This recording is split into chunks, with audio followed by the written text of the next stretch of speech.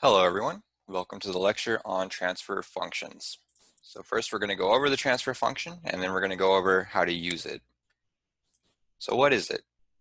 A transfer function is a mathematical representation of the behavior of a system. It's called the transfer function because it tells us how much of an input is transferred to the output as a ratio. The transfer function allows us to predict the behavior of complex systems in a user-friendly way. And one of the most important properties of the transfer function is that we can combine multiple functions into one single master function. The method of creating the transfer function in mechatronics is by taking the Laplace transform of our circuit and then rearranging such that the left-hand side consists of the output over the input. And we leave these as arbitrary inputs and outputs, so we're not locked into a specific type of input or output. Now, this leaves us with four different kinds of transfer functions. If we are inputting current and measuring voltage output, then the transfer function describes the transmittance of the system with units of inverse ohms or Siemens. If we're measuring the voltage on both input and output, we have a voltage scaling transfer function with no units because it's just a ratio. Similarly, if we're measuring current on input and output, it's a current scaling transfer function with no units. And if we're inputting voltage and measuring the current output, the transfer function tells us the transimpedance with units of ohms. And these are important to keep distinct, as when we feed the output of one transfer function into another transfer function, we have to make sure that our units turn out correctly, just like with every other kind of physical system. So by now, we should already know how to make the Laplace interpretation of a circuit. So let's just jump straight into how we can make complex systems out of simpler ones. While not strictly mathematically appropriate, we can treat transfer functions as black boxes of a sort. We can arrange and combine these using simple block diagrams, which we can then analyze and simplify from there. So the rules we use are very simple. If we're taking the output of a transfer function and feeding it into another transfer function, the total result is a multiple of the two transfer functions. If we are feeding the same output into two transfer functions and then reading the combined output, the total result is a sum of the behaviors. And this should look very familiar to us. Transfer functions can be combined in series and in parallel, just like circuits can. So let's go through an example of that. We're going to first create the transfer function of our friend, the low-pass filter. We take the Laplace transform of the circuit, divide the output by the input, and now we have the transfer function of the Laplace transform. For a single circuit, this is fine. We're stopped here. We have the transfer function. But let's see how they combine. We're going to feed the output of the first low-pass filter into another low-pass filter. And this type of thing is called a second-order filter and produces a much sharper drop-off than a first-order filter, so that frequencies above the cutoff are reduced even more drastically. And it's very common to do this all the time. In order to determine the overall transfer function, we treat the individual ones as black boxes. We're then going to feed the results of the first filter into the input of the second filter. So arrange our boxes to reflect that. We can see that this is a series combination. So the master transfer function is found by multiplying the two individual functions together. So that's not so bad. Now let's talk about how we use the transfer function to determine the behavior of systems and why they're so handy dandy. We can tell a lot of information about a circuit without having to convert back to the time domain. We can stay in the Laplace domain, which we did all this hard math to get into. And we can get this information from the transfer function by looking at the poles and zeros of the transfer function. Poles are values of s where the denominator goes to 0. And this means that the transfer function goes to a plus or minus infinity. And remember that the transfer function tells us the ratio of output to input. So a ratio of infinity might be something we need to know about.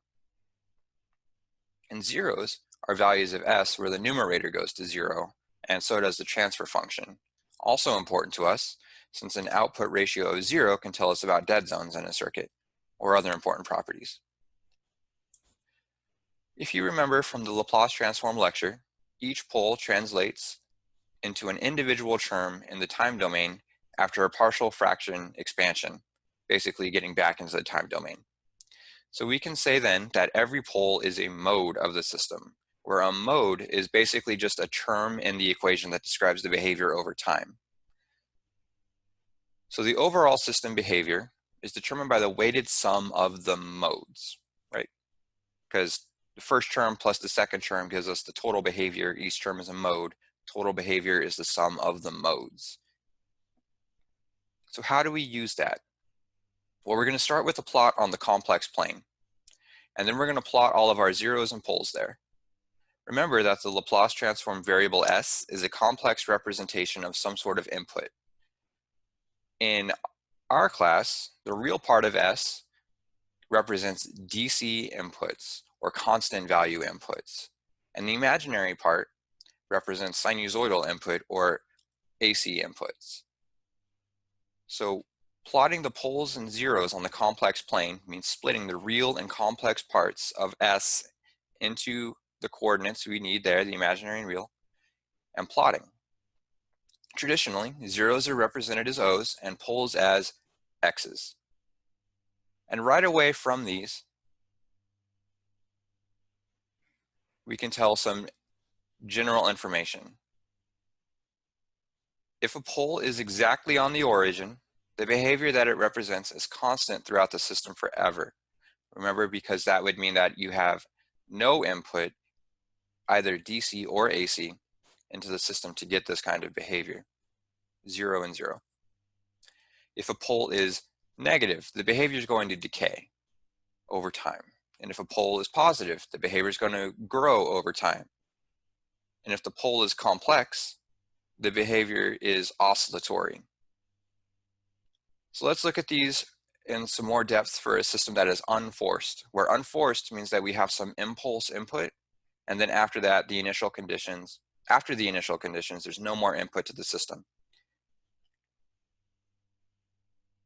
In general terms, a positive real term with complex component means oscillating behavior that grows exponentially.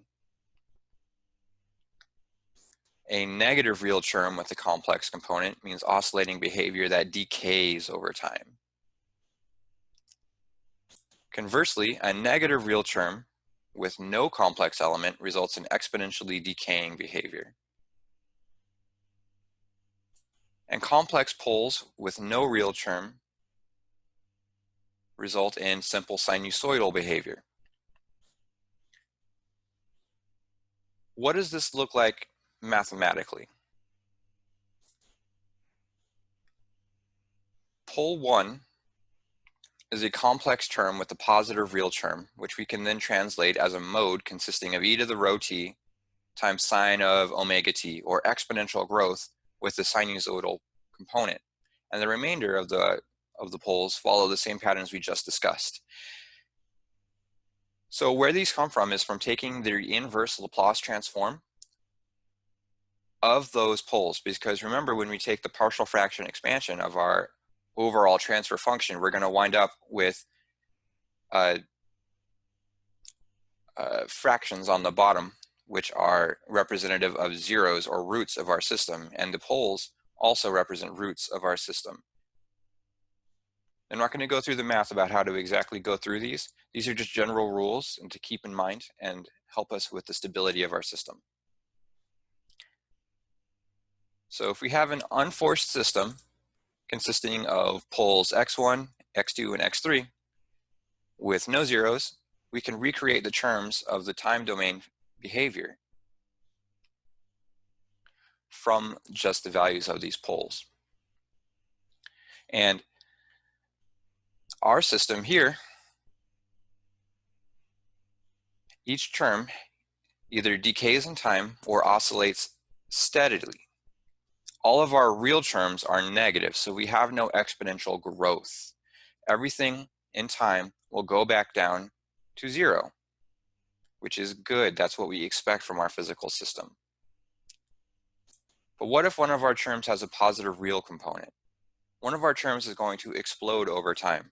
Our system is not stable, and this is not physically realizable Because if our time domain says that we have something that keeps growing exponentially over time, at no point will we reach zero again, or a non-responsive circuit. And this is not possible. Energy has to come from somewhere. So if we have a Laplace transform and we make a system from it with a pole that has a positive real term, something has gone very wrong and our system is being analyzed incorrectly or is just impossible to create. There is a little asterisk here though, in that you can play with this a little bit as long as there is also a zero that exactly matches the pole. This may create a physical system, but the behavior will be very strange and complex, and I don't recommend doing it outside of some very specialized applications. So that was for an unforced system. What happens if we force it?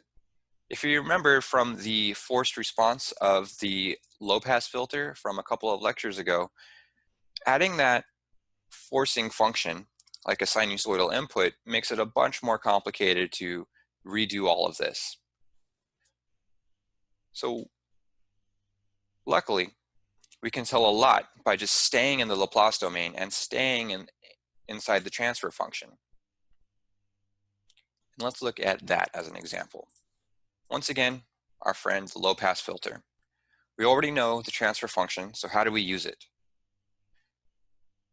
The traditional method is by plotting the magnitude of the transfer function using s as our variable. In this case, it helps to simplify the transfer function a bit and rename it the term of 1 over RC to omega naught.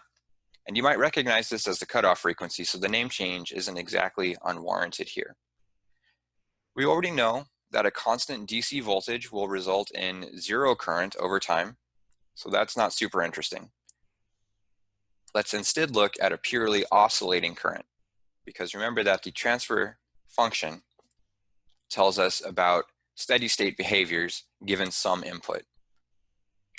So we should look at some steady state inputs. And how we do that is we take the various frequencies that we want to look at as the complex part of S, which gives us j omega as our variable. We're going to ignore the real part of S because we're looking at sinusoidal input. Constant inputs to the low-pass filter result in no interesting behavior after a reasonable amount of time.